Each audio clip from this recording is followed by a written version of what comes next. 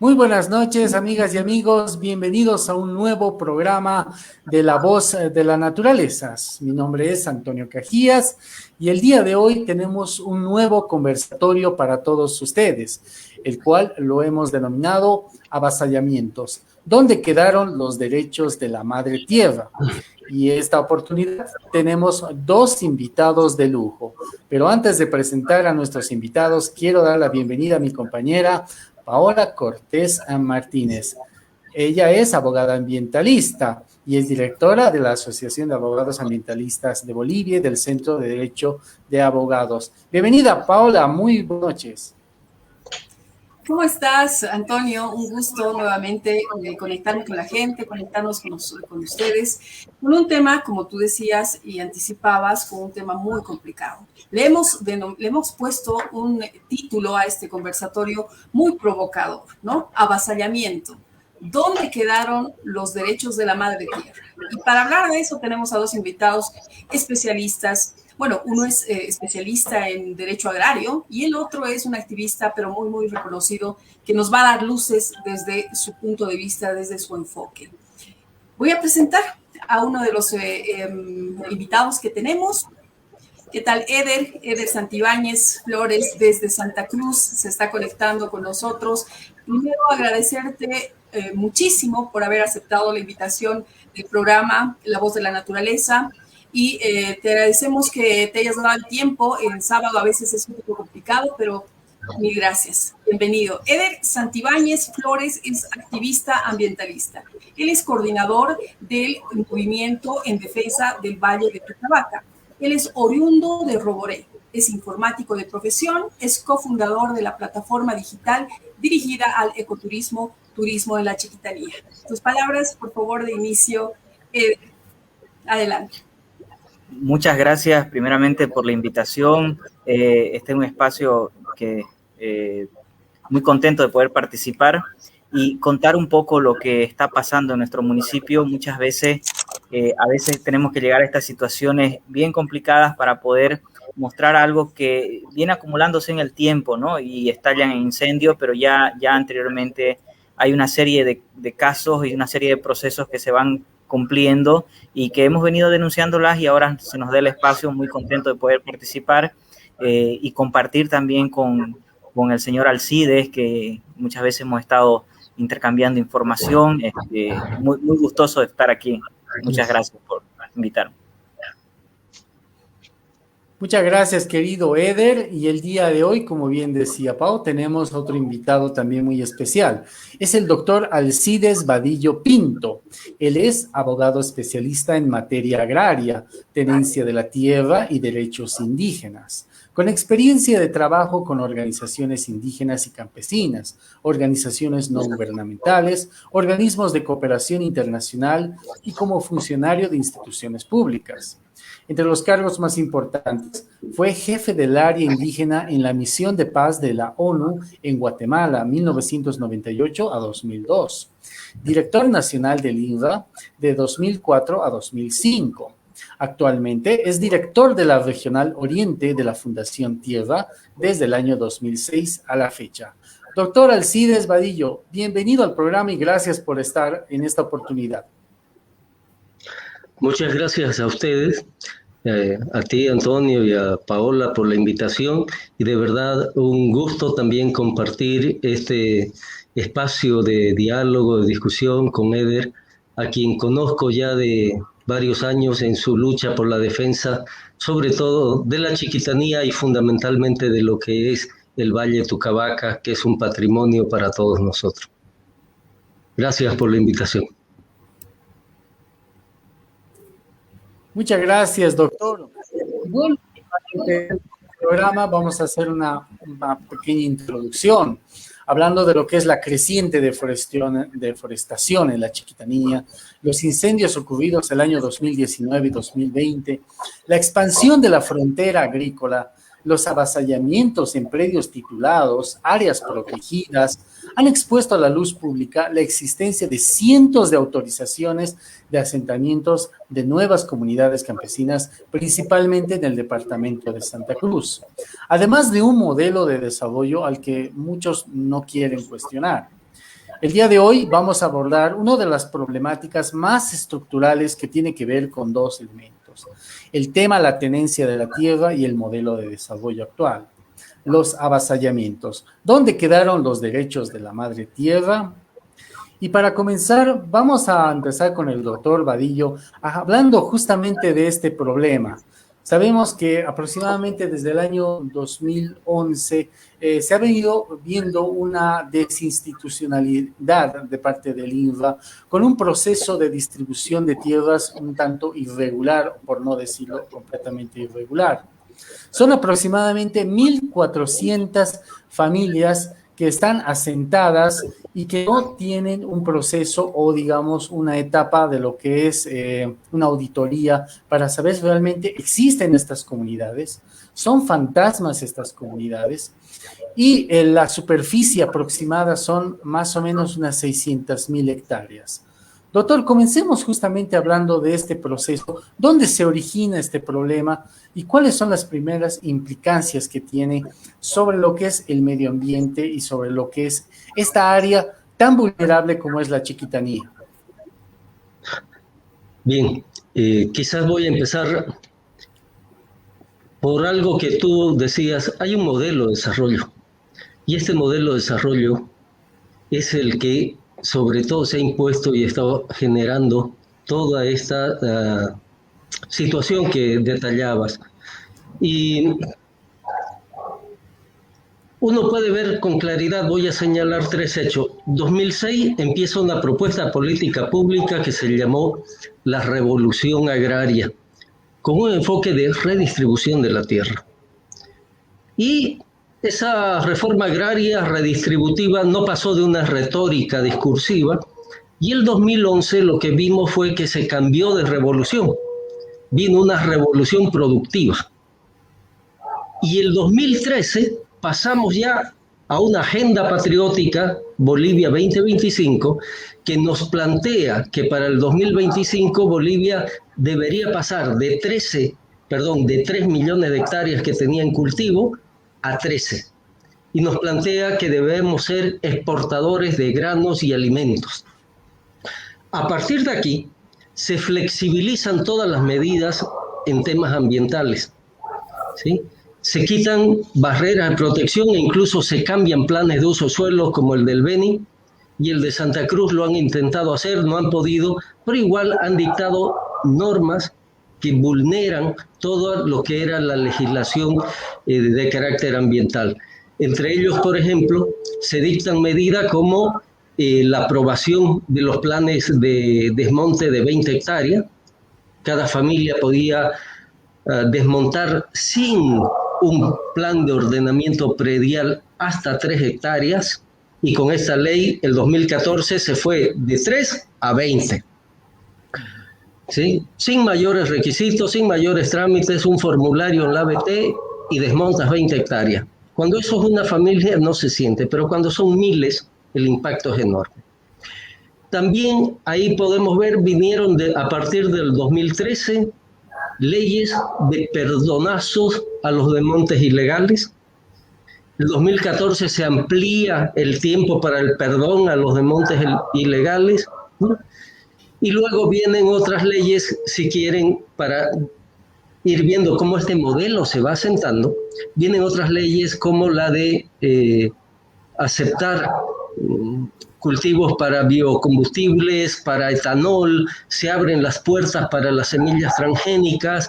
El 2020 incluso ya de un decreto que hizo el gobierno de transición, que sean 5 los productos que tengan regulación y amparo legal para uso de semillas transgénicas. O sea, cada vez ampliando más.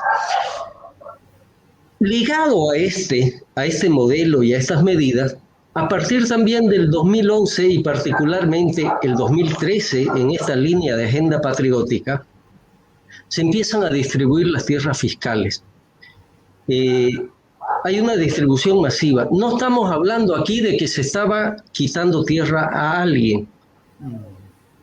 Y voy a ser específico en esto. Me parece que este es el punto que no se entiende muy bien. Nosotros teníamos alrededor, desde el 2001, alrededor de 41 millones de hectáreas que eran tierras de producción forestal permanente. Eso en Santa Cruz significan 16 millones y medio, redondeando números, de hectáreas que son tierras de producción forestal permanente. Muchas de ellas estuvieron con concesiones y con derechos forestales. Y digo estuvieron porque en la medida que iban cumpliendo su tiempo se han revertido. Entonces, simplemente para señalar cifras, el año 97, cuando se aprueba la ley forestal, habían 25 millones de hectáreas bajo sistema de corte forestal, que era lo que se tenía. Con la ley forestal pasaron de áreas de corte a concesiones forestales y por lo tanto tenían que pagar $1 por hectárea y se redujo la superficie de 25 a cerca de 5 millones de hectáreas. O sea, quedaron como 20 millones de hectáreas de tierra forestal, quedaron libres. Esto es lo que después el INRA, con el proceso de saneamiento, las ha convertido en tierras fiscales, ¿no? Y no estoy hablando aquí de áreas protegidas, no estoy hablando incluso de reservas, son tierras que eran de uso forestal, están reguladas así por normas, un decreto del 2001, así están reguladas por la ley forestal. En el caso de Santa Cruz, así están establecidas por el plan de uso de suelo. Sin embargo, a partir del 2013, estas son las tierras que se van entregando para dotación agraria. Y ahí voy a señalar cifras, quizás corrigiendo un poco los números que ha señalado Antonio. La Fundación Tierra señala que hay 1.400 nuevas comunidades que se han creado para acceder a tierras en Santa Cruz. El INRA nos ha certificado, no a nosotros, a organizaciones de la zona, le ha dado un listado de 950. Sobre ese listado de 950 comunidades nuevas asentadas solamente en la Chiquitanía, estamos hablando de 30.000 familias. ¿Sí? 30.000 familias que se están apropiando de tierra en la región chiquitana. Si tú a esa familia estableces que son 30.000 beneficiarios, perdón, y si esos beneficiarios tú pones que es una familia promedio de 4, estamos señalando que mínimamente estás llevando 120.000 personas a la región chiquitana, cuando toda la población indígena de la Chiquitanía son alrededor de 65.000. O sea, estás duplicando la gente que llevas a un área y esto ya se llama colonización y esto no solo ya es un atentado al medio ambiente, sino también a culturas de la zona, ¿sí? Es matar culturas y pueblos que están en la región. Estas son las cosas que preocupan, porque además, ligado a eso, hay cero transparencia en ese proceso. Lo hemos dicho y en este programa lo reitero, los beneficiarios de esa tierra son militantes del partido en función de gobierno. Son tierras forestales que se están convirtiendo de uso y pasando a uso agrícola, lo cual es una medida arbitraria e ilegal, porque para hacer estas dotaciones, la ABT debería haber certificado que son de vocación agrícola y no lo ha hecho. Para hacer estas dotaciones, las comisiones agrarias departamentales deberían haber dictaminado que esas tierras son para entregar en distribución de tierra. No lo ha hecho ni se ha reunido. Para entregar estas tierras en dotación debería establecerse cuál es la vocación del plan de uso de suelo que establece una ley en Santa Cruz. Se ha ido contra esa ley. O sea, no es una medida ilegal, y esto yo lo he repetido varias veces. No es que el INRA está haciendo cosas ilegales, pero está haciendo cosas que son contrarias también a las disposiciones. Son totalmente cuestionables, no solo por falta de transparencia, no solo por los daños que esto puede generar en medio ambiente, sino porque es contrario a varias otras disposiciones que existen y que el INRA no las quiere ver. Ley forestal, ley del plan de uso de suelo, ¿no? Entre otras. Estamos hablando entonces de 1.400 comunidades, estamos hablando de 30.000 personas beneficiadas, que más o menos implican 120.000 personas, 30.000 familias, 120.000 personas, y estamos hablando una superficie de cerca de 2 millones de hectáreas, solo en estas 950 comunidades cuyos nombres lo tenemos, fechas de resolución, número, disponemos de esa información, gracias a que las mismas organizaciones indígenas nos han ido pasando. La Fundación Tierra ha sistematizado y ha procesado estos datos y por eso manejamos estas cifras. Entonces, son tierras forestales que hoy están pasando a uso agrícola. ¿Dónde viene aquí un conflicto? Y con esto voy a cerrar.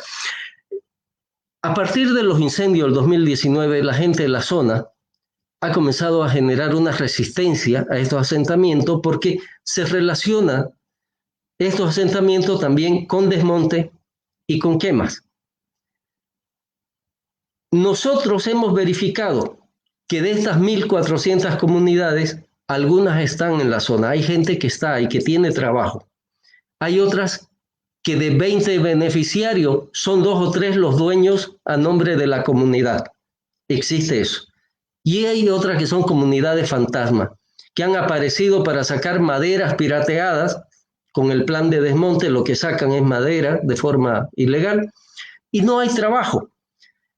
Y es ahí donde pareciera que hoy se ha dado la consigna: quien no ocupe esas tierras no va a tener un título, y entonces estamos viendo de que a cualquier precio quieren ir a ocupar esas tierras.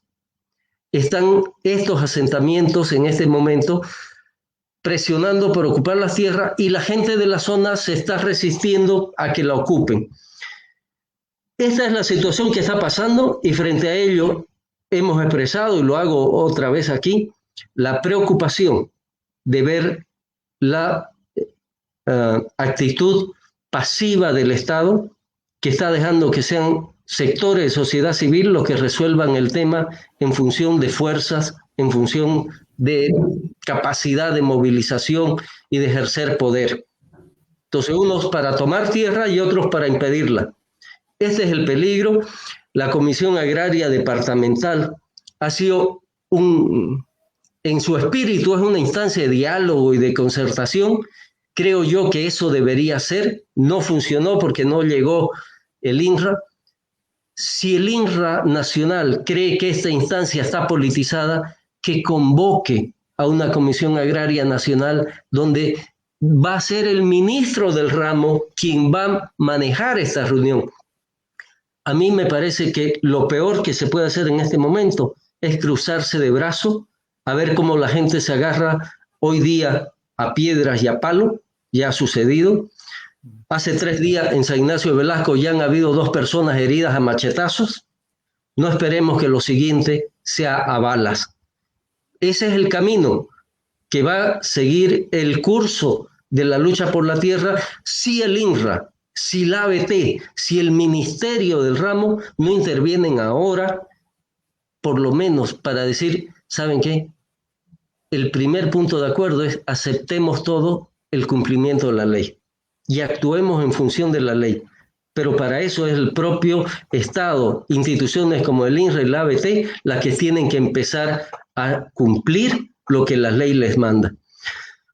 Quizás esto para poner el contexto de lo que ha venido pasando y la situación actual en la que está.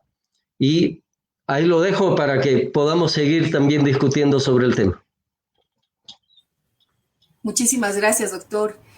Realmente nos ha hecho una reseña, ¿no?, del conflicto, del problema que estamos atravesando y que se palpa directamente en departamentos como el de Santa Cruz, que en realidad es donde está presente el tema de esta mala distribución con criterios distintos, ¿no?, a los que, como usted bien dice, tendrían que haber en la Constitución, en las leyes que están vigentes, ¿no? Son otro tipo de criterios que están primando.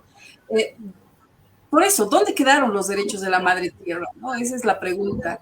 Y en este tema de tierra, pero también de territorio, ¿no?, ya son problemas. Dígame, Perdón, dígame. Paola, si me deja, quisiera responder con una frase que dice, hemos pasado de la defensa de los derechos de la madre tierra a sacarle la madre a la tierra, como dicen los mexicanos.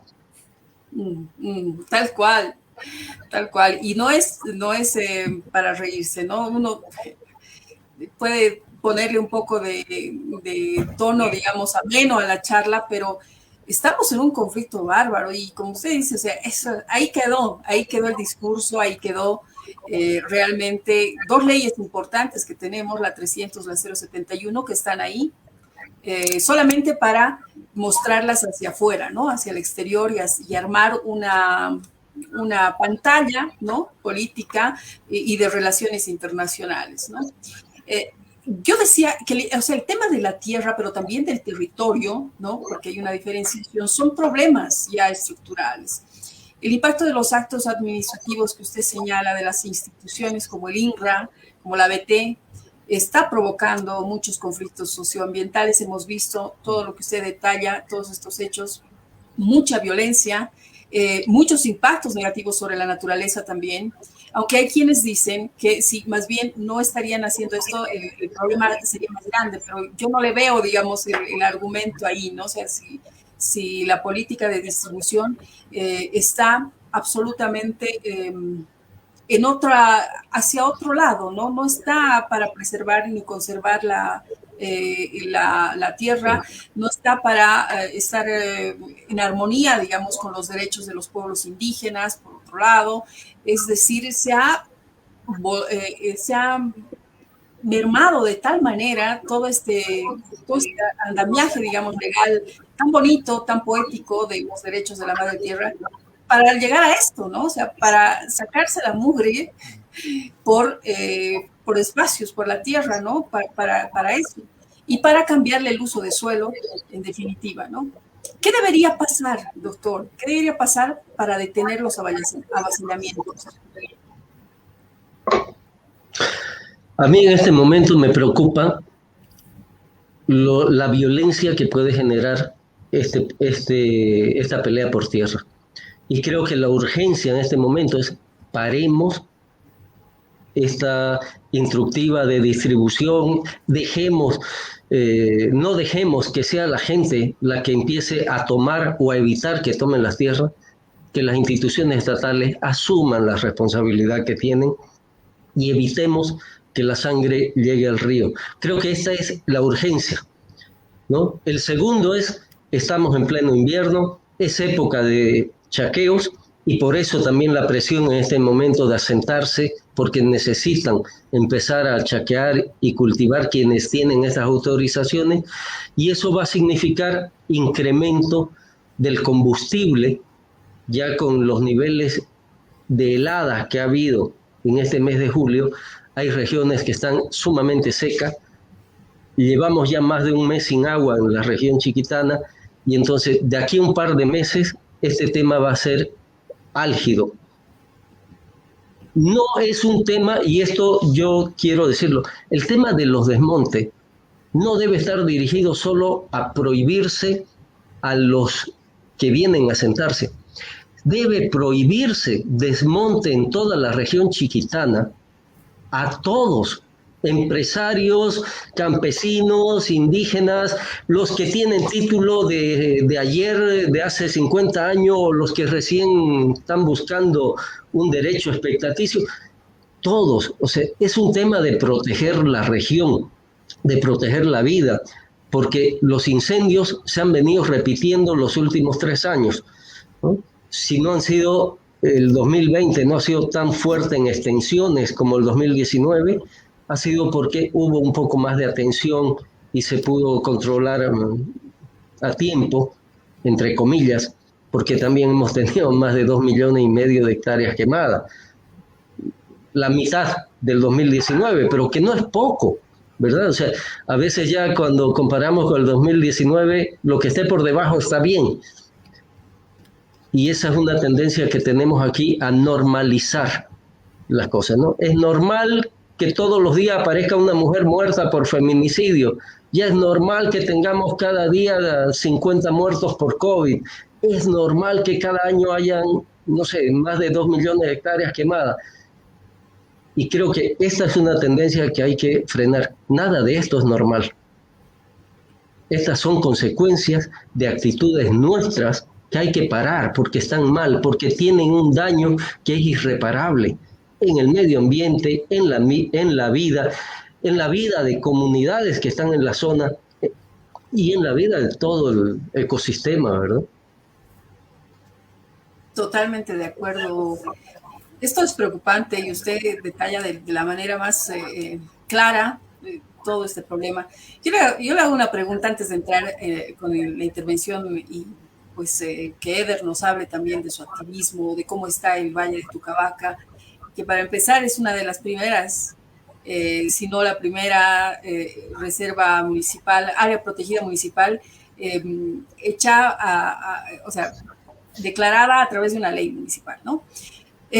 Doctor Alcides, ¿está descontextualizado el CAN, o sea, la Comisión Agraria Ambiental, la Comisión Agraria Nacional está descontextualizada, la Comisión Agraria Departamental está descontextualizada? ¿Está mal esa instancia? Hay una ley, evidentemente, la 1715, ¿no? Modificada por la 3545, que usted la conoce mucho mejor que yo. ¿Qué hacemos con esas versiones, ¿no? De decir, está descontextualizada y por eso pues no voy a asistir a la comisión. Era una pregunta, ¿no? Y si está realmente descontextualizada, porque las cosas también han ido cambiando, la sociedad ha ido cambiando. Es evidente que la ley INRA pues, es anterior a la nueva Constitución, pero eso no significa que la Constitución la ha derogado, o sea, no es contraria a la Constitución. Es más, y yo aquí quiero señalar el espíritu de la ley INRA, y lo digo porque fui parte del equipo técnico que trabajó en ese proyecto de ley. El espíritu de la Comisión Agraria, tanto nacional como departamental, es un espíritu de diálogo, de concertación, de control social al INRA. Si ustedes revisan qué atribuciones tiene, ni una sola atribución ejecutiva. O sea, la Comisión Agraria no va a salir a medir, no va a salir a ver si cumple la función económica o social, no va a salir, no hay atribuciones ejecutivas. Define políticas, ¿no? Propone al nivel de gobierno política y solo en el tema de distribución de tierra dictamina en función de que si están de acuerdo que unas tierras sea para distribuir o sean de protección, ¿no?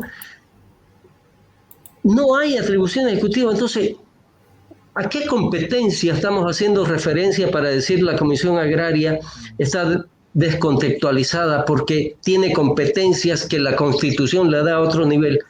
Eso no es real. Y es más, si entendemos que el espíritu de una Comisión Agraria es el diálogo, es la concertación, yo creo que eso en ningún momento puede estar en contra de ninguna norma.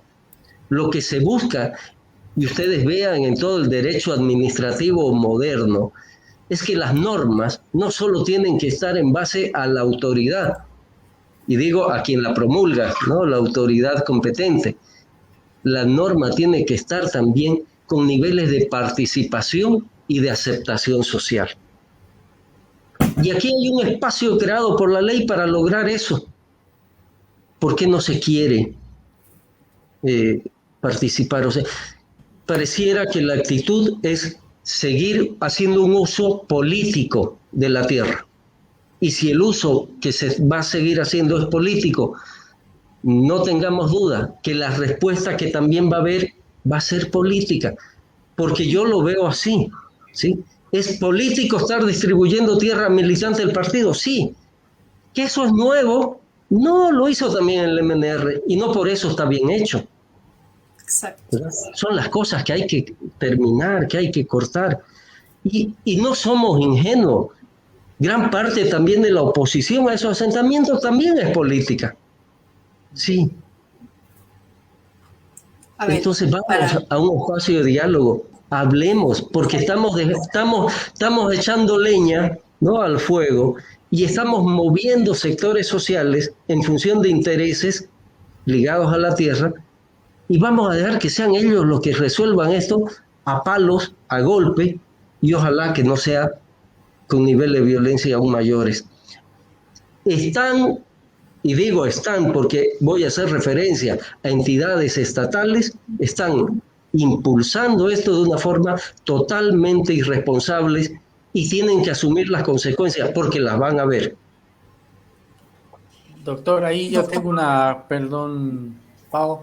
A ver, bueno, es sobre la comisión también, ¿no? Para cerrar la idea. A ver, la composición de la comisión. ¿Están todos los que deben estar en la comisión, en las comisiones? Bueno, porque esto se replica, es decir, a nivel nacional y bueno, esto se replica en la instancia departamental, ¿no? ¿Están todos los que deben estar?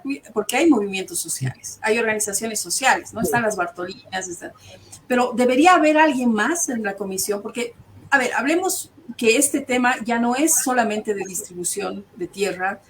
Yo le veo un enfoque distinto también, que es un tema ambiental, es un asunto ambiental también, ¿no? Sí, ¿Hasta qué momento va a seguir, digamos, siendo de dominio, o sea, el espacio de discusión? No digo que vayan con voto, pero ¿qué pasa con los activistas ambientales, por ejemplo? ¿Pueden por lo menos asistir a una de las sesiones de la Comisión Agraria Departamental?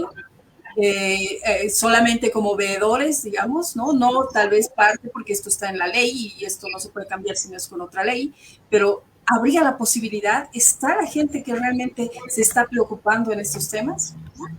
Con eso termino. Respondo. ¿Quiénes están? ¿Son los que deben estar?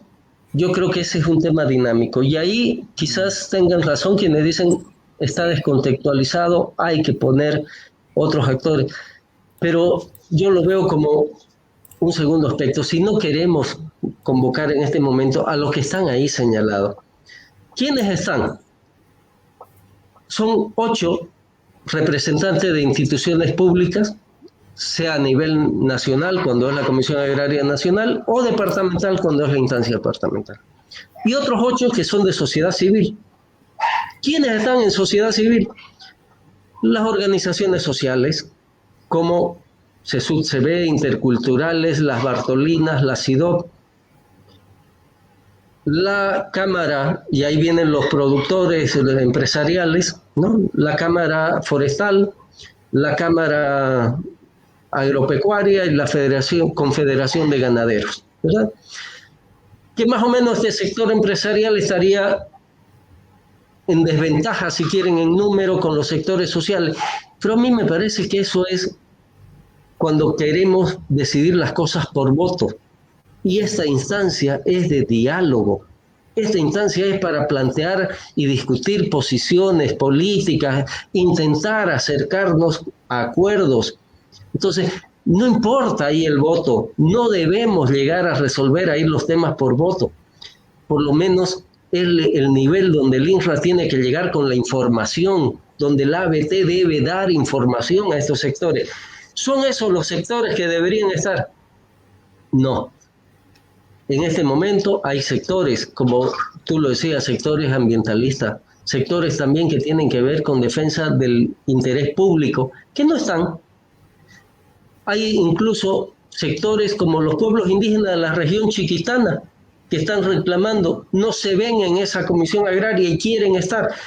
Pero yo lo veo esto como un segundo punto, digamos, ¿no? El primero es, ojalá que esto funcione. Y después veamos, además, ¿por qué no incorporar a otros, por lo menos con un derecho de voz, de participar, de opinar, si estamos hablando de que esto se trata de buscar acuerdos, de acercamientos, de diálogo? Entonces no habría una razón por qué cerrarlo a quienes la ley establece, ¿cierto?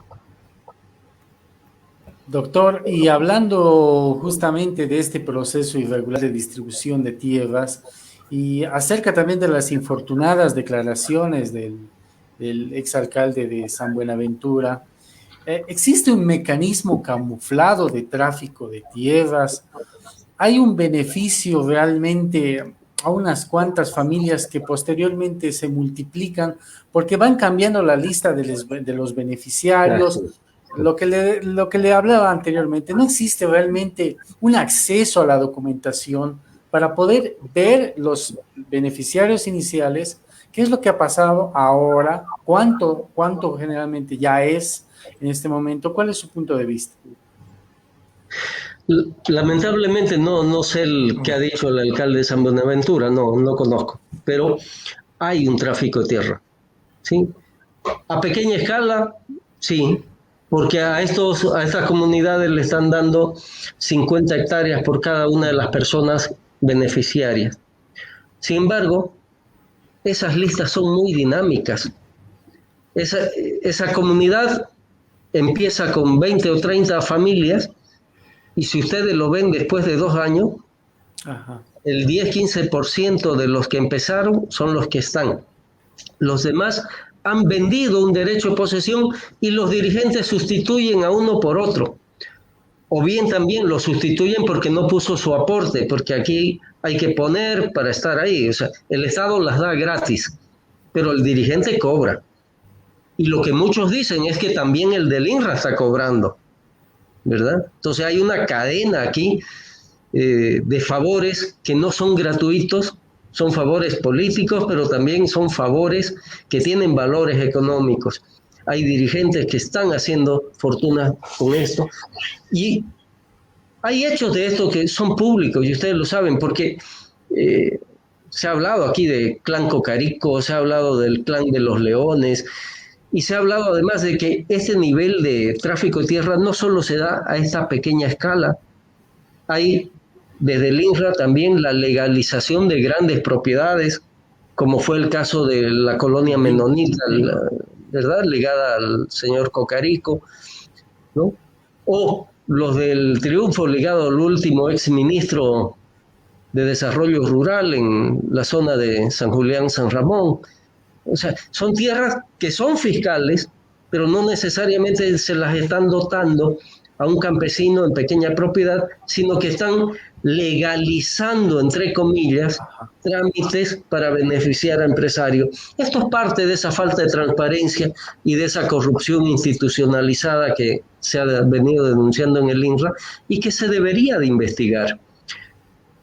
El tema de dotación de tierra, estamos hablando, datos que ha señalado el INRA en el 2019 señalan que se han dotado más de 4 millones. Nosotros estamos diciendo, con cifras y números claros en la Chiquitanía, con número de comunidades, se han dotado a las comunidades que se están asentando en la Chiquitanía cerca de 2 millones de hectáreas.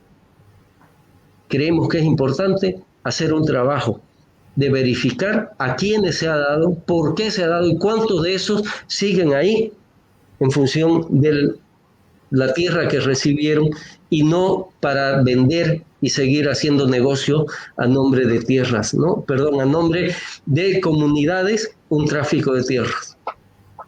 Hablando de, por ejemplo, de tribunales independientes, sabemos que el Tribunal Agroambiental tiene pues funcionarios que son afines al partido de gobierno.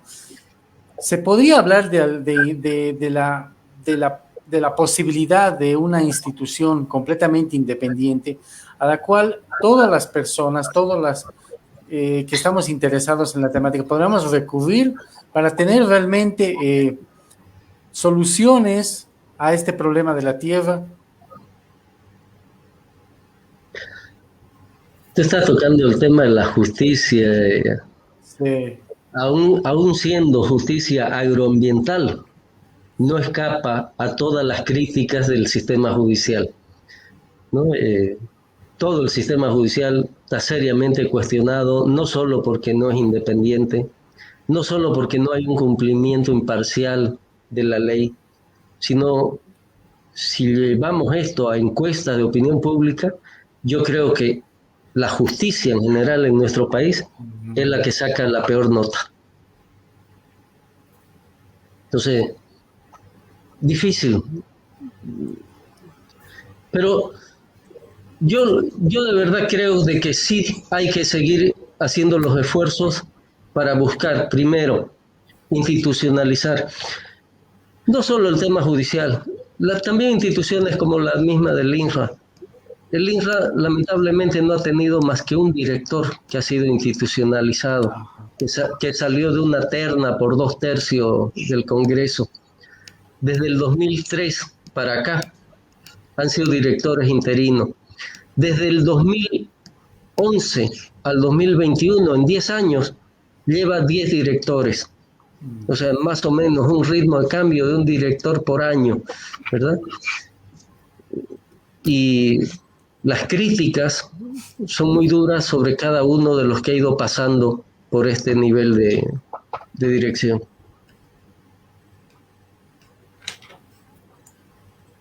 Muy complicada la institucionalidad, digamos, ¿no? En términos de estabilidad. Y esto creo que no le pasa solamente a las instituciones, bueno, creo que es en general, ¿no? Esta desinstitucionalización de varias instancias, de varias entidades. El CERNAP es un claro ejemplo también en áreas protegidas de esta institucionalización que provoca este debilitamiento para justamente no hacer nada, ¿no? No hacer nada, o sea, realmente no sentar presencia donde debe ser, no hacer cumplir las normas, o bueno, pues cumplir algunos otros mandatos que no tienen nada que ver con la ley también, ¿no? Eder, ¿cómo estás? Eder Santibáñez está desde Santa Cruz, también escuchando esta intervención tan valiosa del doctor Alcides sobre temas agrarios, sobre el tema de la tierra, del territorio y lo que está sucediendo con los avasallamientos. Eder, tú eres coordinador del movimiento de defensa del Valle de Tucabaca, un valle hermosísimo que está siempre al asedio de los avasallamientos. Cuéntanos cómo están las actividades, las acciones allá para seguir defendiendo este hermoso Valle de Tucabaca. Bueno, constantemente, desde hace ya más de una década, lo que es el Valle de Tucabaca tiene, ¿no?, asedios por diferentes actividades. Si englobamos, todas corresponden a actividad extractiva, ¿no?, minera, de deforestación, quemichaqueos, avasallamientos. Y hoy tenemos actividades extractivas en el caso de la agroindustria, en nuestras nacientes del río de Tucabaca y un poco más al norte también en el mismo Valle de Tucabaca. Hay que entender que el Valle de Tucabaca es casi la mayor parte del territorio del municipio de Roboré. El área protegida de Tucabaca viene a ser una parte, ¿no?, del valle, ¿no? No es todo el valle. Pero nosotros como roboreseños, como movimiento, sabemos el valor que tiene todo el valle, el valor paisajístico y sobre todo el valor ambiental, porque el valle es clave para que pueda generarse todas las corrientes de agua, todos los ríos que bajan a Roboré, del cerro que tenemos al norte de Roboré, dentro del área protegida, ¿no? Y además esos ríos van y encausan a los que son los bañados en el Pantanal, ¿no? Entonces es importante, es de vida, ¿no?, la defensa de nuestros bosques, porque sin agua nuestra región se muere y terminamos sin nada, sin cultivo del autoconsumo y sin gente que pueda vivir ahí, ¿no? Entonces está constantemente al acecho. Nosotros venimos luchando como movimiento desde el 2018 con lo que fue la reserva El Paquío Forestal, cuando ingresaron una comunidad, la comunidad Tupac Amaru, movida por las mismas prácticas del MAS, tema geopolítico, tema de tráfico de tierra, y bueno, se hizo una lucha ahí y se logró hacer retroceder al gobierno y se logró anular esos asentamientos. Entonces, a partir de ahí nosotros hemos ido investigando. Recuerdo que esa vez, cuando hubo la lucha por la reserva Paquío, se hizo un movimiento grande que tuvo mucho apoyo departamental y nacional por la defensa del bosque, ¿no? Se talaron, se tumbaron un monte a suelo raso alrededor de 50 hectáreas. Entonces pasó eso y luego nosotros seguimos investigando, conociendo más nuestro valle, como le digo, empezábamos ese movimiento y empezamos a descubrir que la deforestación en el Valle de Tucabaca llegaba a las 2.500 hectáreas. Y justamente poco más abajo, no sé si le puedo compartir mi pantalla. Sí. Justo compartir pantalla. Compartir.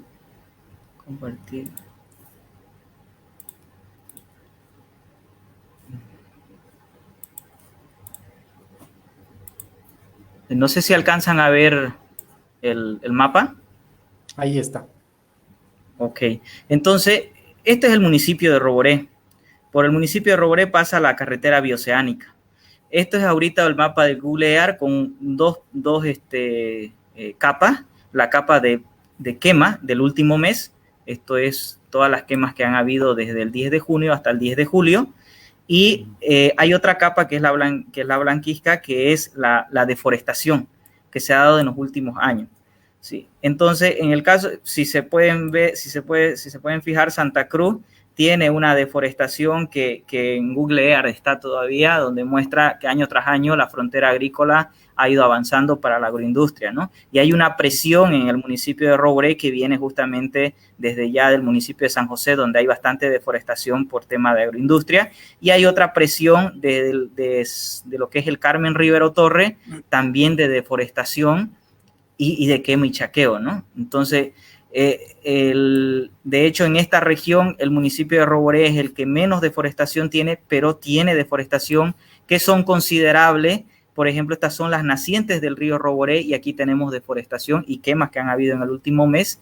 Acá tenemos una propiedad ganadera que justamente denunciamos hace unos 2 años, que fue la que encontramos. Esto fue lo que fue la deforestación por la comunidad Tupac Amaru, que todo el mundo se solidarizó y luchó y apoyó esta lucha de nosotros los roboreseños, pero es un poco contradictorio el proceso, porque después de que pasó esto y logramos anular estas concesiones, estas autorizaciones de asentamiento, nosotros denunciamos esta deforestación.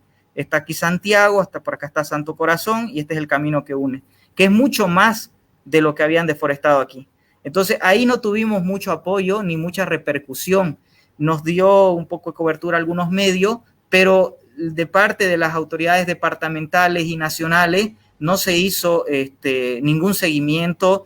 Fueron y miraron, pero no hicieron un análisis técnico de cuánto deforestado había estado.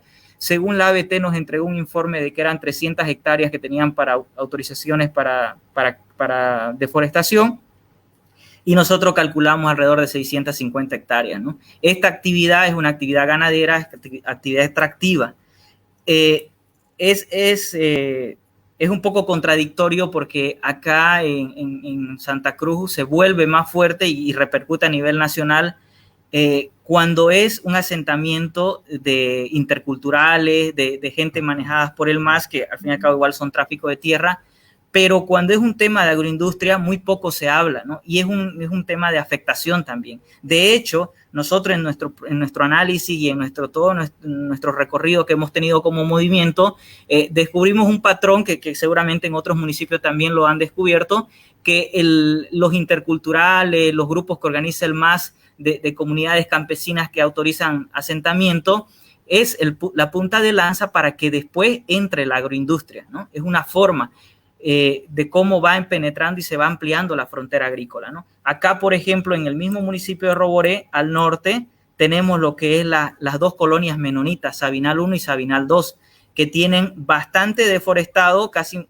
por lo menos unas 1000 hectáreas, y que este último mes han quemado en esa región, ¿no? Y todo eso afecta a nuestro municipio, a nuestras aguas, a nuestro valle. Entonces, encontramos de que este tema para empezar por nuestra experiencia, las comunidades que lleva el MAS hacia nuestro municipio, las que ha llevado, me imagino que es similar en los otros municipios, la hacen con una buena cantidad de gente que está orientada al negocio de la tierra. Es decir, yo invierto, le doy al dirigente para que haga los trámites, le doy un poco más para esto y para esto otro, y sé que lo voy a recuperar vendiéndola, pero son de toda esa cantidad de personas, son muy pocas las que tienen orientación a cultivarla.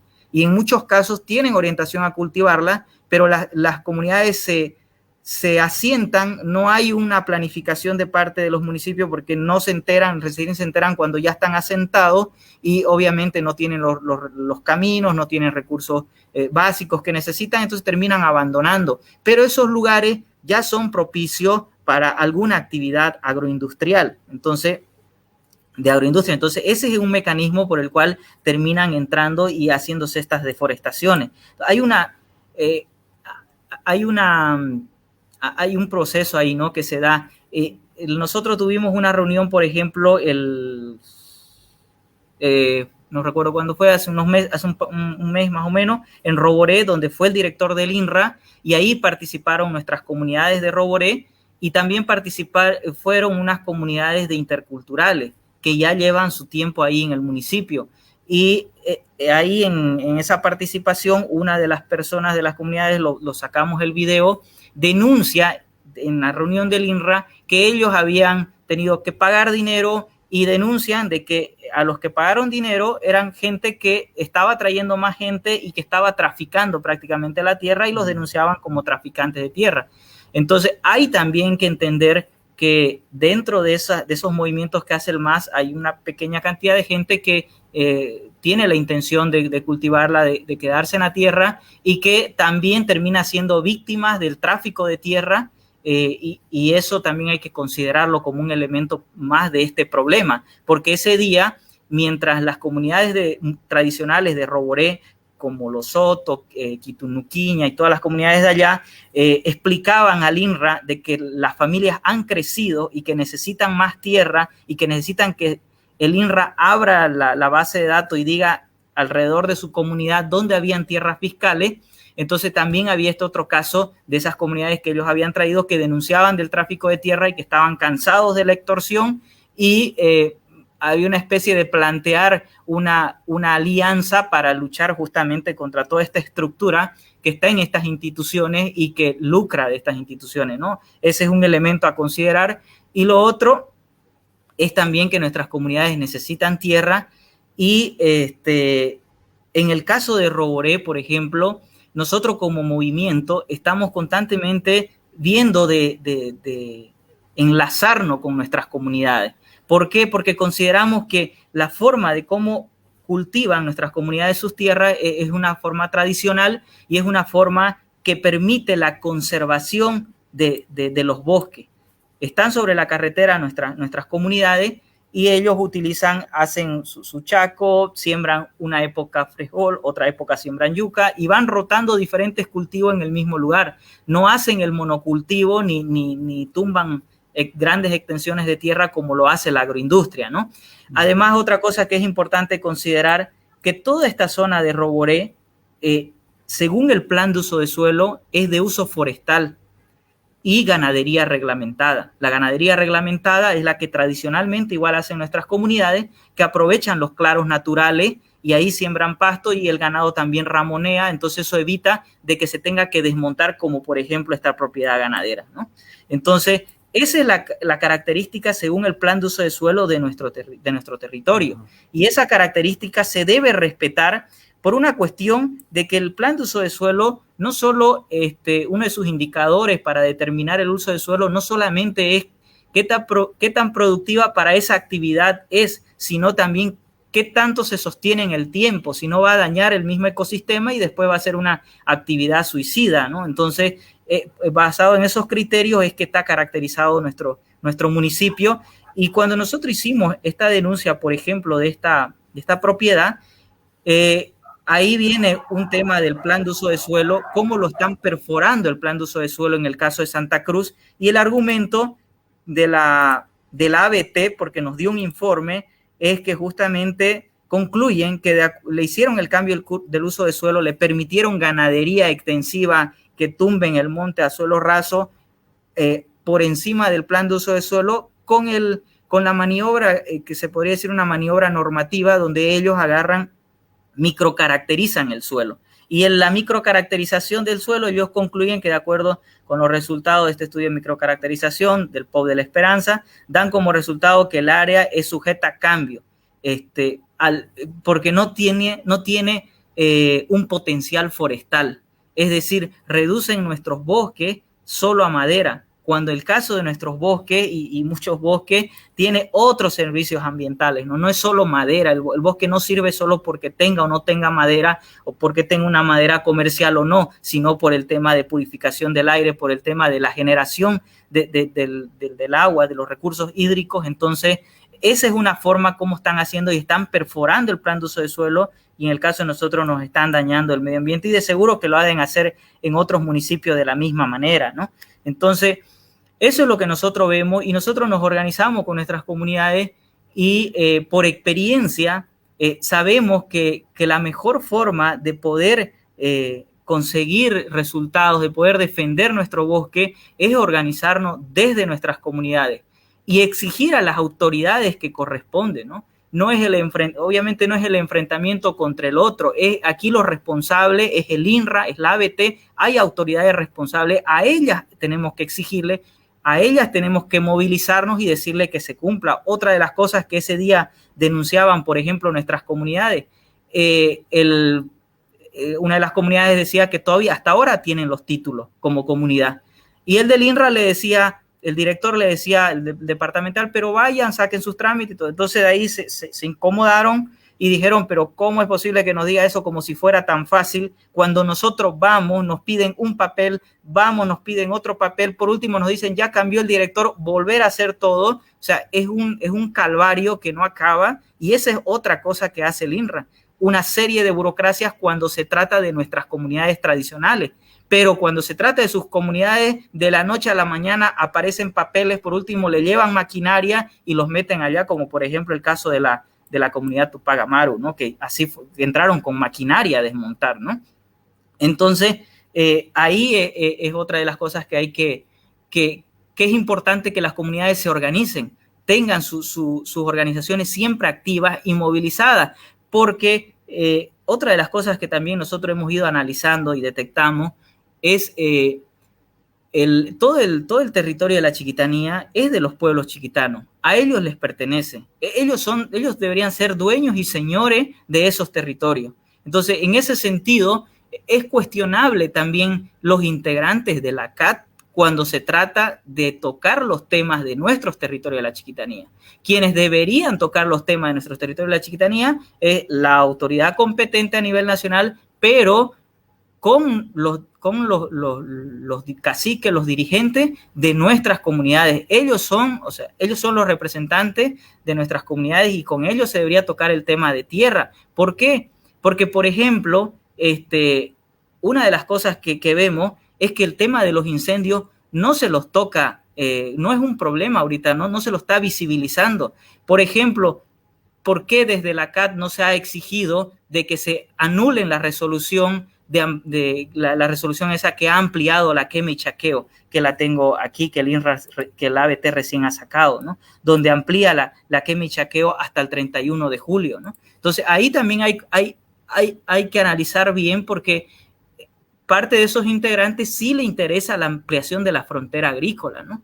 Está la CAO, está Fegasa Cruz, que tienen intereses, y que en los últimos incendios de los años anteriores y ahora, uno mira el mapa y puede visibilizar que los incendios, el 95 o 99% son en propiedades de agroindustrias, propiedades ganaderas. Desde ahí vienen los incendios. Entonces, va a haber un tema de intereses ahí que complica la cosa, ¿no? Por eso es importante también, y que puede ser que la CAT termine tomando decisiones que realmente que no representen los intereses de la Chiquitanía, de nuestros bosques, de nuestro medio ambiente, ¿no? Entonces, eso también hay que analizarlo y hay que ver cómo hacer. Pero lo que nosotros sí estamos seguros es que debemos organizarnos desde nuestras comunidades, desde nuestros municipios, con nuestros comités cívicos provinciales, con nuestros dirigentes de comunidades, para defender nuestra tierra, pero exigiéndole justamente a las autoridades que son responsables de todo esto. Y lo otro que hay que entender también es que estos grupos de interculturales, nosotros por experiencia hemos identificado que son traficantes de tierra. O sea, son gente que no, en su mayoría no es porque quiera trabajar a la tierra, es porque quiera hacer un negocio. Y eso deberían haber instituciones que reglamenten. El INRA no debería permitir eso. Entonces, por eso es importante la organización desde nuestras comunidades y exigirle al INRA que se respete nuestro territorio para proteger justamente todo lo que es nuestros bosques, nuestras áreas protegidas. Por ejemplo, aquí justamente este es el área protegida Tucabaca, por ejemplo, y bueno, aquí tenemos algunas deforestaciones, pero en su mayoría están justamente haciendo una presión, ¿no? Entonces, eso es lo que hacemos como movimiento, esa es la situación en nuestro municipio. Se puede decir que nuestro municipio es el menos tocado en deforestación y queremos que se reduzca esta deforestación. El año pasado, entre uno de los objetivos que nos trazamos es reducir todas estas deforestaciones porque no corresponden. Y es ahí donde analizamos y vimos los mecanismos por los cuales se amplía la frontera agrícola. Otra de las cosas que detectamos, que es muy importante ahora para el análisis del tema del fuego, cuando nosotros le pedimos informe a la ABT sobre esta deforestación, ellos nos dieron las 360 hectáreas de deforestación, pero el mapa, el Googlear votaba 650 hectáreas. Es cierto que hay un margen de error técnico, pero no es ese el margen de error, es realmente que ha habido más deforestación de lo que le han autorizado. Nosotros a la ABT preguntamos esa vez y le cuestionamos por qué ellos autorizan una cantidad y aparece en el mapa otra cantidad. Entonces nos dicen ahí, pasa que no tenemos muchos técnicos y que no han ido a fiscalizar. O sea, intencionalmente no hay esa fiscalización de inoperancia y de intencionalidad. Y ese es el otro mecanismo por el cual se amplía la frontera agrícola. También nos dieron el dato de que en otro lado había habido gente que fue a solicitar más desmonte y ellos le dicen, no puedo porque eso es bosque. Y ellos le dicen, vayan a ver, ya está deforestado. O sea, eso es lo que hacen, ¿no? Le dan la autorización, desmontan más allá de lo que se le ha autorizado y ese es el argumento para seguir desmontando más. Lo mismo se hace con el fuego. Ahora, en el caso de Roboré, recién nomás tuvimos incendios en el lado de Chochí y compartimos nosotros un grupo de WhatsApp donde está el del ABT, hay otras autoridades más en las que estamos todo el tiempo monitoreando el tema de incendio y hay un representante del ABT ahí y resulta de que le cuestionamos, ¿no? Le digo, ¿por qué hay este incendio cuando no debería haber? Y él me dice, no se preocupen que eso tiene autorización del ABT. Por último, es un cordón agrícola, me dice, es una autorización para una actividad agrícola. Por último, el cordón agrícola, el fuego se salió y los bomberos de Chochís tuvieron que en apuros estar hasta que lograron aplacar. Pero ¿qué pasa acá donde no está sobre la carretera bioceánica? Esto se quema más allá y después es el argumento para seguir desmontando y para seguir permitiendo más autorizaciones de quema y chaqueo, ¿no? Entonces, ese es el otro mecanismo que también hemos identificado y esto saben los grupos que conforman la CAT, como por ejemplo la CAO y Fegasacruz, saben dónde tienen sus autorizaciones de desmonte, dónde tienen sus autorizaciones de chaqueo, saben qué extensión de tierra tienen ellos. Como sector saben cómo la han conseguido esa tierra. Entonces, y ahí tanto los interculturales como los agroindustriales, ahí están sobre un territorio que no les pertenece a ellos, que nos pertenece a los chiquitanos, que pertenece a nuestras comunidades, ¿no? Entonces, eso es lo que más o menos identifico y eso es un poco de la experiencia que tenemos en nuestra lucha en el Valle de Tucabaca y en nuestro municipio de Roboré y nuestra área protegida. Muchas gracias, estimado Eder, por mostrarnos este panorama de lo que está sucediendo en Roboré. Doctor, aprovechando también estos minutos que también le quedan en el programa, hablando justamente de lo que dice Eder, ¿no? El INRA no ha considerado que se están creando áreas protegidas municipales. Hablábamos, por ejemplo, de Copaibo, hablábamos de Tucabaca en su momento y otras que se están creando, ¿no es cierto? Y se están otorgando derechos de personas que ya habían solicitado y justamente se está haciendo esta expansión de la frontera agrícola. ¿Cuál es su punto de vista de esta situación, particularmente de lo que nos comenta Eder? En este tema, el INRA lamentablemente no está considerando que desde la Constitución hay 3 niveles de gobierno. y que tienen capacidad legislativa y que gozan de la misma jerarquía, sean normas municipales, departamentales o nacionales, ¿verdad? En la medida en que no son contradictorios, tienen el mismo nivel jerárquico, son de cumplimiento obligatorio por todo funcionario público. Y esto lamentablemente no se está cumpliendo, no se está respetando.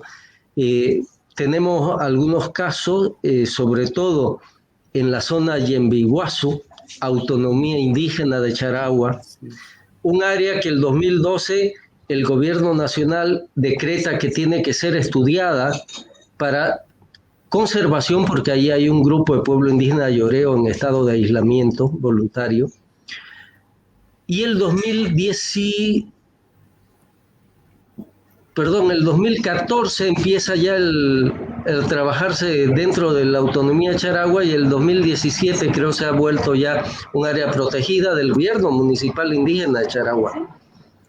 Y sin embargo hay dotaciones que vienen desde el 2014 hasta el 2019 dentro de esta área protegida, ¿no? Es un caso muy concreto en el que el INRA se va por encima de las normas. Esta situación en menor proporción, y debo decirlo así porque estamos hablando de 86 comunidades a las que el INRA ha autorizado asentamiento en el área protegida de Yembiguazú, gobierno municipal, indígena, autónomo, ¿no? Charagua. Esto también ha pasado en menor proporción, pero también ha pasado en la zona, por ejemplo, de la reserva forestal de Bajo Paraguá o en la reserva del Copaibo. Se están afectando.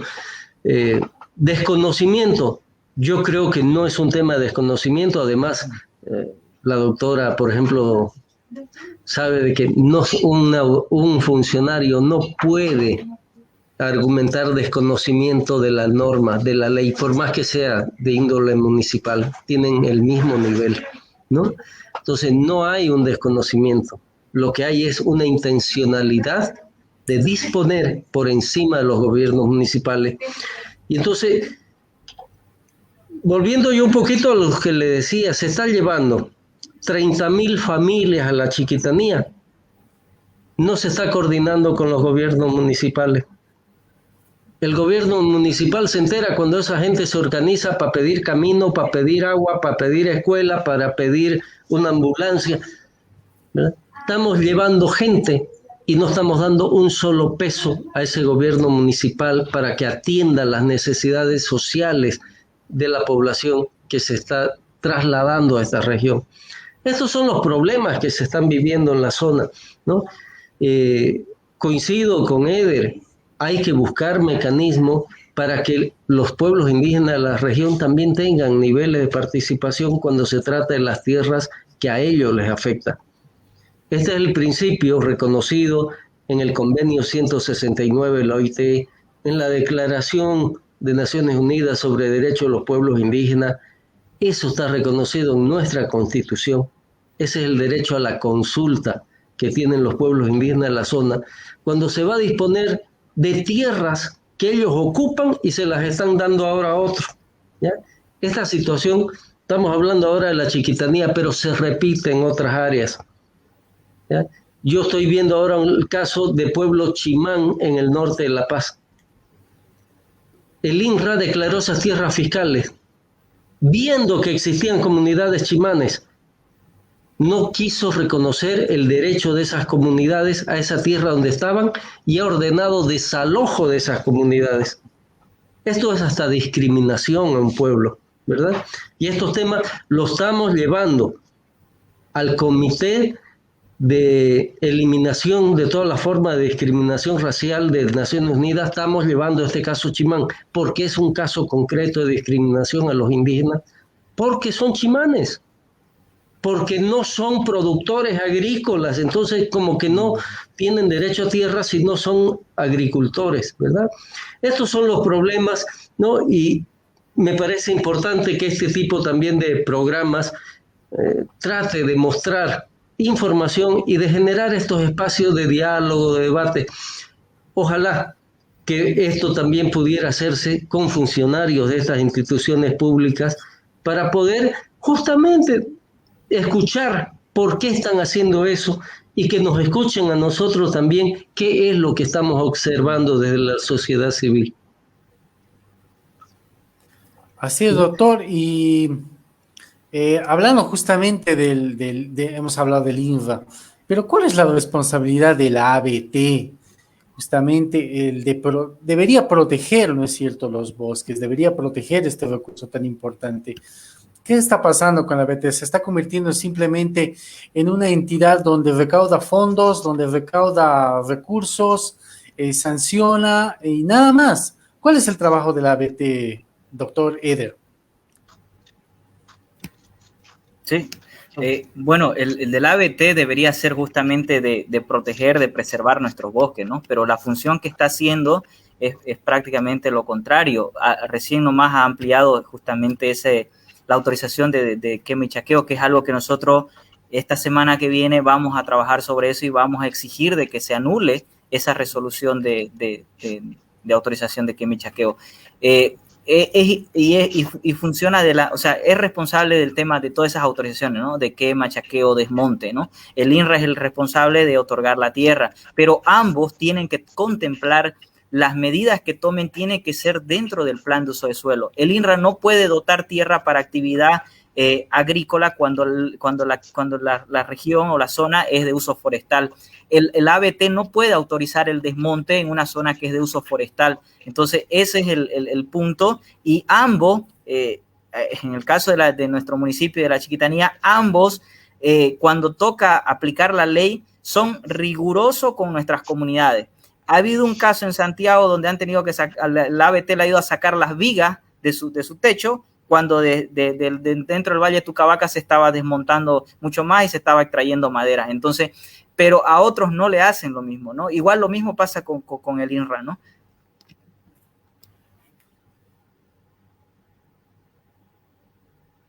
Bien, muchas gracias, querido Eder. Doctor Alcides Vadillo, sabemos que tiene un compromiso. Le agradecemos muchísimo su participación en el programa y lo comprometemos para una segunda parte, porque este tema realmente es amplio y mucha gente le ha mandado sus preguntas. Se lo vamos a mandar a usted y bueno, el compromiso para realizar un segundo programa. Muchas gracias, doctor. Perfecto, yo les agradezco muchísimo por la invitación, por el espacio y le pido también me disculpen, tengo un compromiso familiar como les había dicho, así que los dejo ya y los felicito por el programa y siempre a la orden. Cualquier oportunidad compartimos de nuevo. Gracias, doctor, muy amable. Que le vaya muy bien en su actividad, por favor. Y bueno, por favor, vamos a mandar las preguntas, como dijo Antonio, y vamos a hacer una segunda parte de este tema que es muy álgido. Hasta luego, doctor. Perfecto, gracias, hasta luego. Muchas gracias, doctor. Y bien, continuando con el programa, estamos hablando justamente con Eder, y Eder nos estaba comentando el tema justamente del tema de la ABT, justamente en Roboré, y este problema que está sucediendo. Eder, ¿cuántas comunidades aproximadamente están avasallando la zona, el área de Tucabaca? Y en la anterior semana hemos visto, por ejemplo, el tema de que gente ya ha empezado a poner neumáticos, ha empezado a listar, digamos, preparar, digamos, el terreno para provocar los incendios. ¿Cuántas comunidades han avasallado en esta área protegida? En el área protegida no tenemos comunidades avasalladas, por lo menos no nos hemos enterado. Hay guardaparques, hay el director encargado del área protegida, no tenemos informe, pero sí tenemos en el municipio de Roboré justamente el último conflicto que se llevó a cabo fue de una comunidad por San Lorenzo, y a partir de ese conflicto donde se desalojó, no estaban prácticamente, y esa autorización viene de ya hace varios años, autorización de asentamiento, y resulta que ahora, como decía el doctor, quieren entrar ya otra vez, aparecen después de tantos años. Nunca hubo una fiscalización del INRA para ir y decir, oiga, le dotamos hace unos 3 años y ustedes hasta ahora por último ahora recién aparecen, ¿no? Entonces, en ese caso hubo esa última que estaba por el lado de San Lorenzo y que justamente ha generado un conflicto y que a causa de esto hay un proceso a nuestros coterráneos, tanto del Comité Cívico Provincial como activistas ambientalistas, del mismo Comité de Gestión del Área Protegida Tucavaca. Hay una persecución, hay una demanda para ello que justamente nosotros estamos luchando para exigir que se anule, que se detenga ese tipo de persecución que está haciendo el gobierno, ¿no? Entonces, hay eso, por ejemplo. Esta persecución realmente preocupa, ¿no? Porque ahí están directamente, o sea, es acoso, es violencia, es criminalización de la defensoría, digamos, del Valle de Tucavaca, ¿no? De quienes son defensores y defensoras del Valle de Tucavaca. Y esto, ¿han hecho alguna gestión para, digamos, llevarlo como a otro nivel, quizás no en la justicia, digamos, defenderse al nivel de contestar las denuncias, en fin, sino a otros niveles, qué sé yo, la Asamblea de Derechos Humanos, por ejemplo, aquí en la instancia nacional o en la departamental? ¿Han hecho alguna gestión de ese tipo o una representación o alguna nota hacia la Oficina del Alto Comisionado de Naciones Unidas por los Derechos Humanos, digamos? Sí, lo que hicimos fue una denuncia y una campaña fuerte rechazando ese tipo de persecución. No tengo conocimiento concreto si han enviado, me imagino que sí, se han organizado los que han sido denunciados, pero sí hemos hecho una denuncia pública de este tipo de persecución y que no vamos a permitir, y que esto es un amedrentamiento para querer callarnos, y hemos también convocado a otros sectores y activistas a sumarse a esta defensa, porque si lo hacen con nosotros, lo van a querer hacer con todos, ¿no? Entonces, es algo que no es porque solamente nos afecta a nosotros, sino a todos nos afecta, ¿no? Tal cual. Creo que hay que sentar precedentes, ¿no? Por lo menos de tener una constancia de hacer este tipo de denuncias, porque esto, lamentablemente, Eder, Antonio, está creciendo, está subiendo de nivel, este acoso, esta criminalización, se está volviendo un mecanismo más, digamos, ¿no? Para imponer la política del extractivismo dentro y fuera de áreas protegidas, con el tema que sean proyectos, pero todos son proyectos, digamos, extractivistas en los que en este contexto se están vulnerando muchos derechos y de los defensores y defensoras. Está bastante preocupante el tema.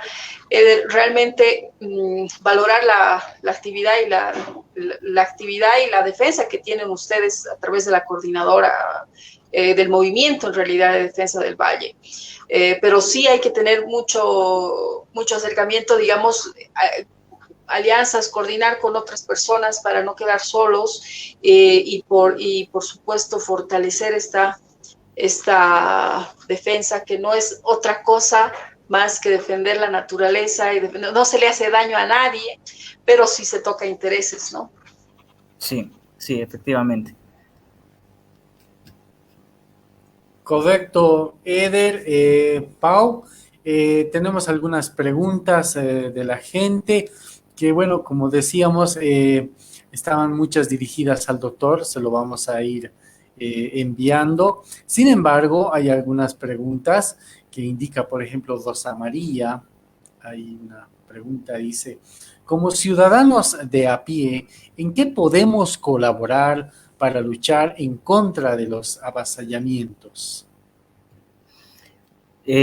Bueno, hay diferentes organizaciones, en el caso que justamente luchan desde sus territorios por la defensa, ¿no?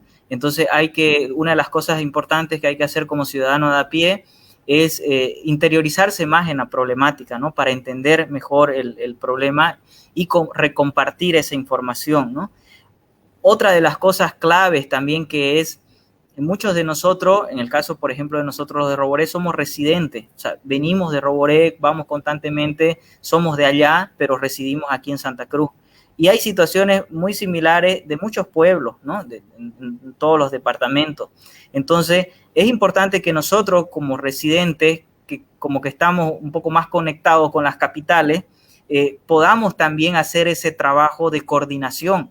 Cuando fueron los incendios del 2019, el movimiento estaba funcionando, estaba activo, y gracias a esa situación fue que se pudo ayudar mucho más a los bomberos, a las comunidades que salieron a sofocar, a aplacar los incendios. Entonces, pero es gracias también a esa actividad de muchos residentes que hay acá en Santa Cruz, que son de Roboré y que se mueven. Entonces, eso es interesante replicarlo en otros municipios, ¿no? Esa es la forma también de apoyar y de compartir y hacer mediático también cuando hay un problema y corresponda que lo pongan sobre el tapete, como decimos nosotros.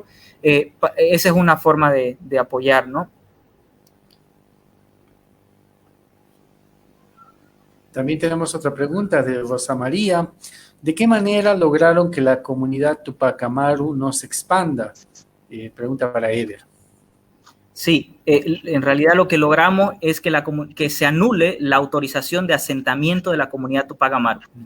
Está dentro de una reserva forestal que se llama la Reserva Forestal Municipal Paquio, y se anuló. ¿Cómo lo hicimos? Desde Roboré se organizaron movilizaciones muy fuertes. Desgraciadamente, en una de ellas hubo una represión brutal contra los ciudadanos, contra el pueblo.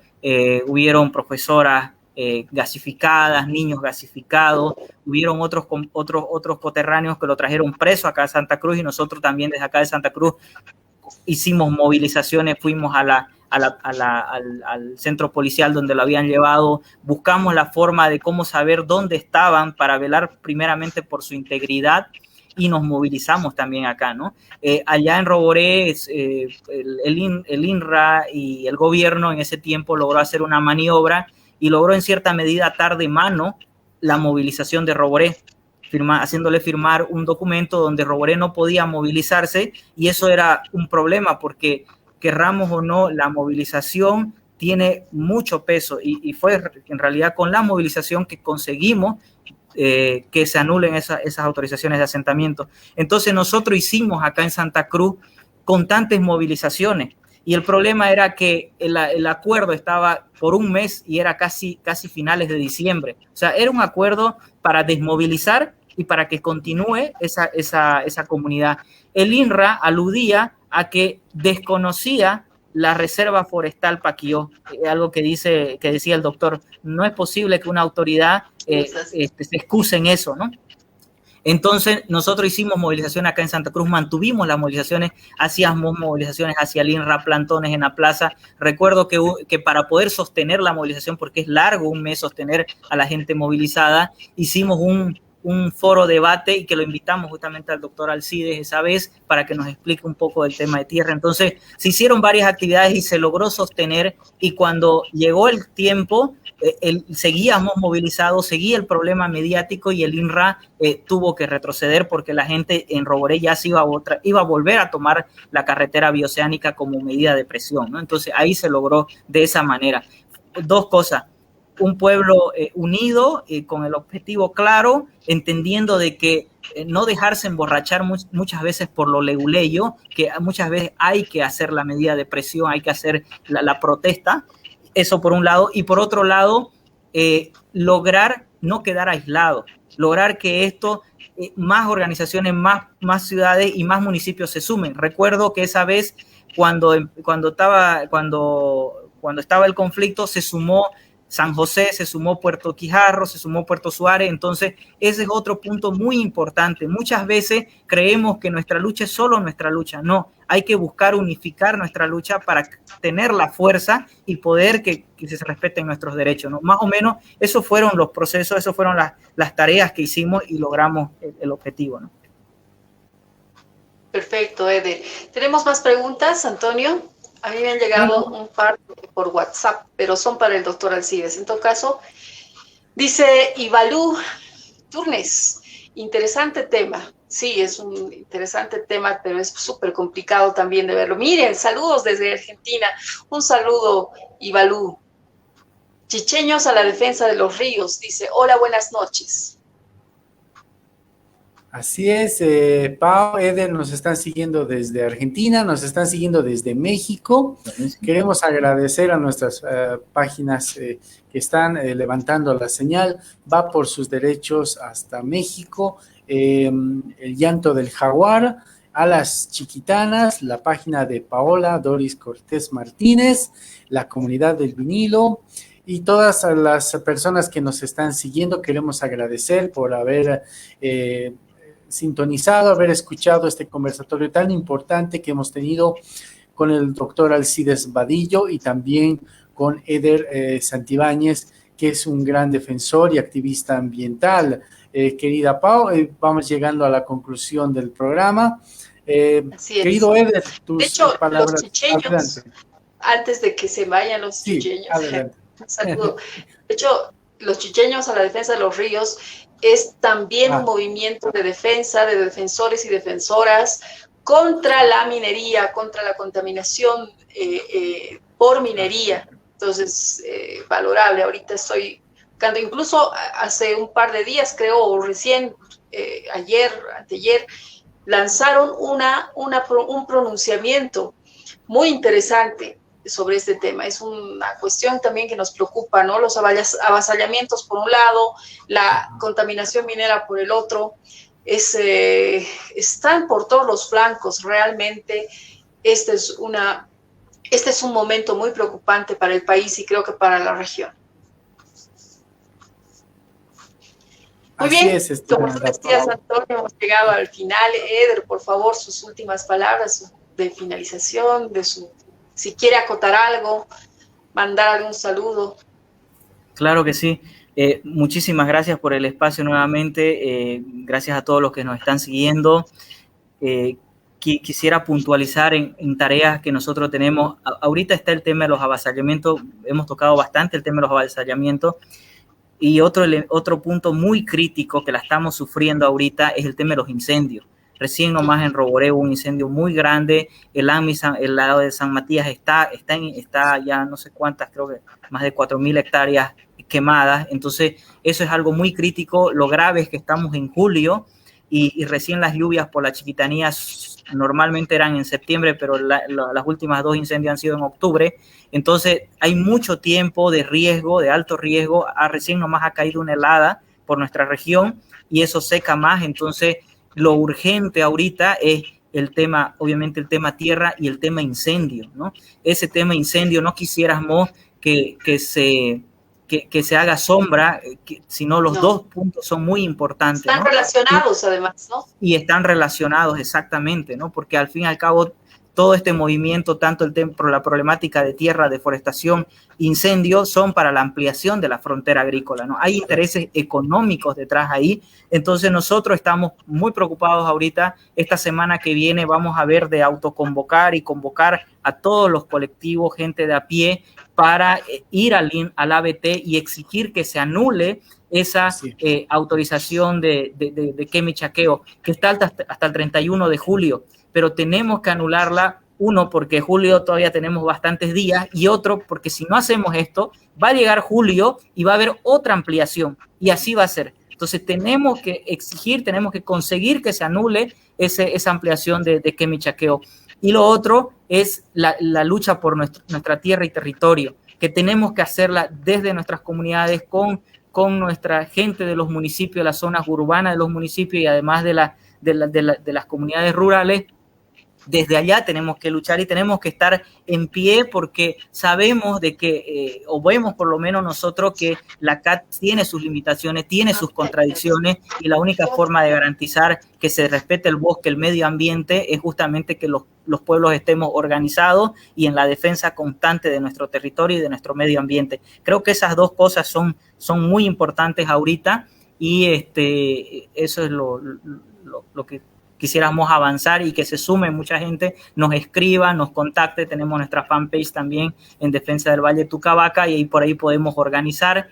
Y muchas gracias a todos y saludo a toda la gente de Roboré que nos esté viendo. Muchas gracias, estimado Eder.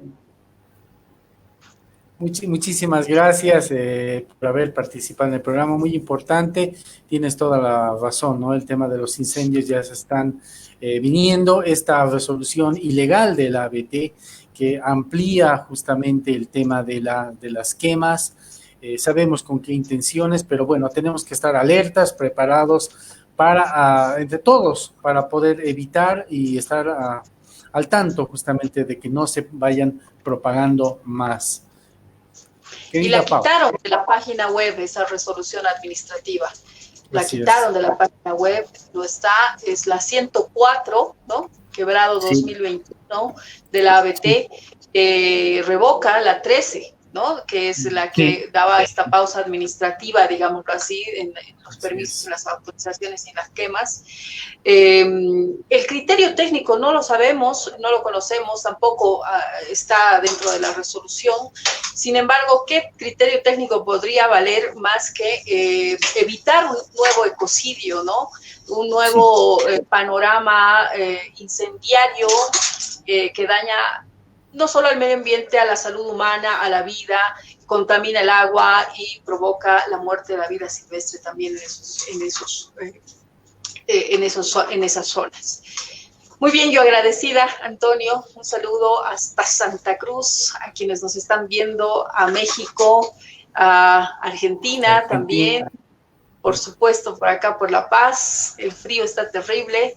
Un abrazo y bueno, pues ahí está Rosa María, también dice que desde La Paz, si necesitarán alguna ayuda, me avisan. Dice, bueno, pues perfecto, eso es lo que hay que hacer, mantener relaciones, hacer lazos y fortalecer la lucha.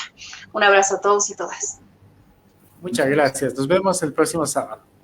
Muchas gracias, hasta luego.